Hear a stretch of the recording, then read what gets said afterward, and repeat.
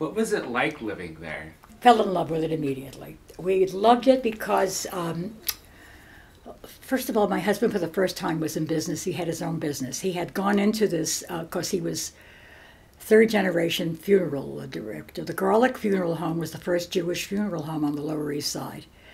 And then his uncle was in the business. And when Joe came home from the Army, he worked there for 2 years till he got his funeral director's license. He had to apprentice there. But he could not get along with his father and his uncle. He felt they weren't running the business the way he would like to. So he looked around for a place between New York and Albany where there were enough Jews for him to open a funeral home. And of course, where else? The Catskills. And we were encouraged by people we knew. We knew a family there, the Gordons, who said, you must come. We don't have a Jewish funeral home here.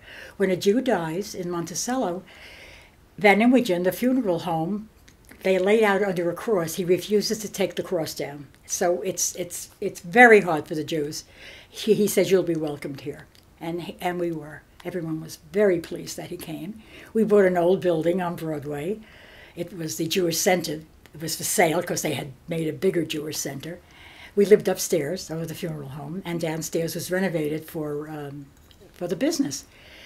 And that's a book in itself, what it was like to live upstairs over a funeral home with 3 small children.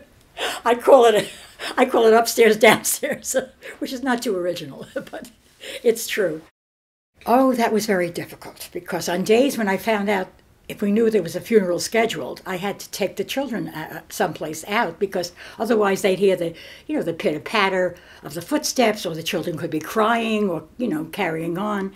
So I had 3 friends who I knew I could count on. I'd call Helen Leshner and say, Helen, could I come over this afternoon? Or I'd call this, if it was summertime, my friend Estelle Schulman had a wonderful backyard. Stella, I'm bringing the kids over. Okay, that's fine.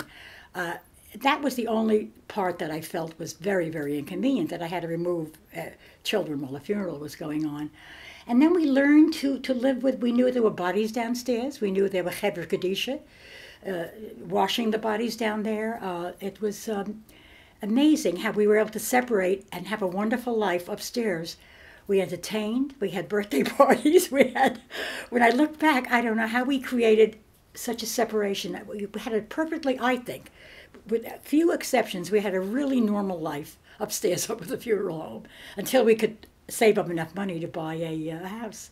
And that was David, let's see, David was 2, so Saul was probably 6, and Jonathan was, they were about 6, 7, and 2 by the time we could move out.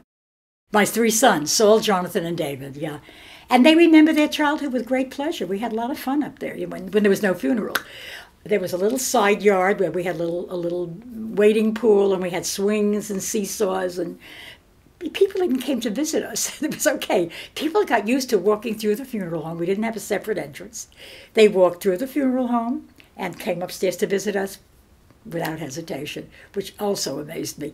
Maybe it was my Bubby's hospitality that I inherited that made it. But we lived there a long time, more than I had hoped.